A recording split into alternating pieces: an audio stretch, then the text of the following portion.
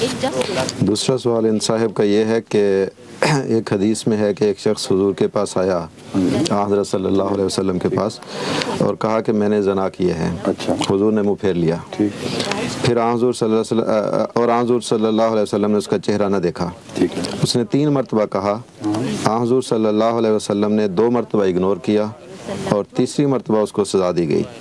سوال اس کا یہ ہے کہ 2 مرتبہ منہ پھیرنے کی کیا لاجک ہے؟ What was the logic of turning his پہلی بات تو یہ ہے کہ آپ کا بیان ہی غلط ہے، 3 دفعہ منہ پھیرا تھا، mention is wrong اور چوتھی دفعہ 3 times that he turned اس کو اس کی توجہ فرما کر اس کو سزا کا اعلان کیا تھا۔ towards him. پہلی بات تو یہ ہے کہ حضرت صلی اللہ علیہ وسلم اس بات کو پسند ہی نہیں فرماتے تھے کہ کوئی اپنے گناہ اچھالے، اور اس کو خود گناہ قرار دیتے تھے کہ اللہ تعالیٰ نے تو پردہ ڈالا ہو اور کوئی شخص اس گناہ کو خود اچھال کر خدا تعالیٰ کی ستاری کی چادر پھاڑ دے اور اس کی پرواہ نہ کرے، اس لیے اس کو ایک بڑے گناہوں میں شمار کیا گیا ہے۔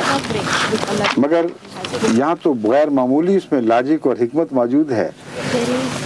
زنا کی سزا کے لیے 4 گواہ ضروری ہیں، اور حضرت اقدس محمد مصطفیٰ صلی اللہ علیہ وآلہ وسلم کا دل چونکہ فطرتاً بہت ہی نرم تھا، اس لیے آپ نے اس 4 گواہی کا ضرور پیش نظر رکھا ہوگا۔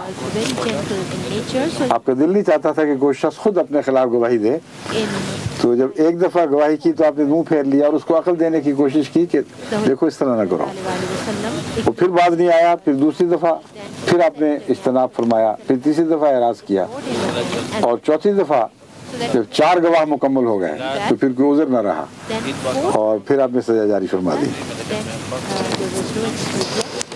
ظہور مہدی آخر زمان